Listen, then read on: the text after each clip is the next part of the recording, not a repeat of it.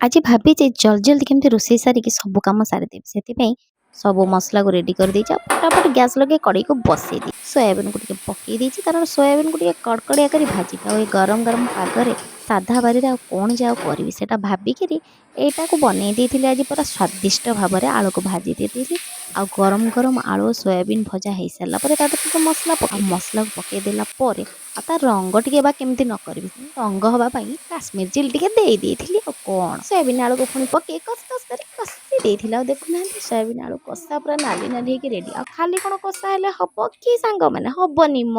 ତା ସହିତ ଟିକେ ଗରମା ଗରମ ଡାଲି ନହେଲେ କ'ଣ ହବ କି। ସେଥିପାଇଁ କଡ଼େଇକୁ ବସେଇଦେଲି, ଜିରାକୁ ପକେଇଦେଲି, ଲଙ୍କାକୁ ଫୁଟେଇଦେଲି, ଆଉ ଡାଲିକୁ ପକେଇକିରି ସୋଁସା କରି ବଘାରି ଦେଲି। ସବୁ ଜିନିଷ ରେଡ଼ି ହେଇଗଲା। ମୁଁ ଏବେ ଗରମା ଗରମ ଖାଇକି ଶୋଇଲି। ଆଉ ଏଇ ଶୋଇବା ଭିତରେ ଦେଖୁନାହାନ୍ତି ପଳେଇ ଆସିଛି ମୋର ପାର୍ସଲଟି। ଆଉ ଟାଇମ୍ ଦେଖୁନାହାନ୍ତି 12ଟା ବଜିବାକୁ ଡବଲ ସିକ୍ସ ଆହୁରି ଫାଇଭ୍ 5 ଥ୍ରୀ। ମିନିଟ୍ ଅଛି, ମାନେ ଅଧଘଣ୍ଟା ଭିତରେ ମୁଁ ସବୁ କାମ ସାରିଦେଲି। ଆଉ ପାର୍ସଲଟି ଆସିଲା ପରେ ପାର୍ସଲ ଭାଇନାଙ୍କୁ ଓଟିପିଟି ଦରକାର ଥିଲା, ତାଙ୍କୁ ଓଟିପିଟି କହିଦେଲି। ଖାଇ ପିଇକି ଆରାମରେ ଶୋଇପିଲି। ଆଉ ସନ୍ଧ୍ୟାବେଳକୁ ବର୍ଷା ପାଗ ଦେଖିକି ପାସ୍ତା ଟିକେ ଖାଇବାକୁ ଇଚ୍ଛା ହେଇଥିଲା ସାଙ୍ଗମାନେ, ମୁଁ ତ ପାସ୍ତା ଖାଇକି ମଜା ନେଲି।